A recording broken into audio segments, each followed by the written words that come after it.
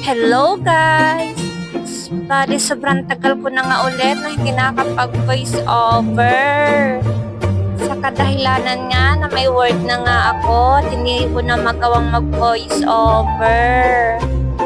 Absent nga lang ako today dahil nga magpapacheck up nga ako ng aking mata. Natatakot na kasi ako na baka mabulag na nga ako. Char! So, gusto ko nga ipa-check up ang aking mata. Kasi nga, lagi na nga lang siya nagluluha. Halos 2 months na nga. Tapos, 3 days na rin siyang namumula. Hindi ko alam, gawa siguro na-irritate na sa kakapunas ko. Tapos, lagi araw-araw ko pa nilalagyan ng eye mo. So, bale, nandito na nga tayo sa ospital kung saan merong eye doctor. At eto, magpapark na nga kami ng aming sasakyan. Naglalakad na nga kami papunta sa loob ng ospital. Grabe nga yung init, tagos hanggang loob ng katawan. At eto, inaantay na nga lang namin si Doc. 11 o'clock kasi ang appointment namin, tapos napaaga nga kami. Hindi ko na nga video kung ano yung mga pinagawa sa akin.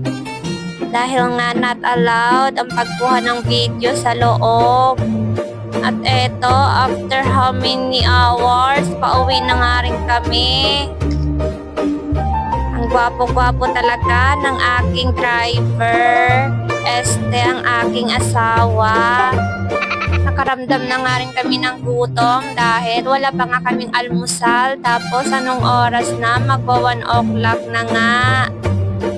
Kaya naman sabi ko sa aking asawa, mag-drive-thru na lang kami sa McDo. Sabi nga ng aking asawa, hindi ko pa daw sabihin. Alam na daw niya ang kanyang gagawin. Dahil nga gutom na nga rin daw siya. Bali, okay na nga yung order namin. Kaya naman, eto, at uwi na nga kami. Sa sobrang gutom na nga, eto, at kinain ko na nga ang fries. Tapos, sinubuan ko na rin ng aking asawa kasi nga gusto niya na rin kumain. Malapit na nga kami sa bahay. Kaya naman, hanggang dito na lang ang aking gagawing video. Thank you for watching.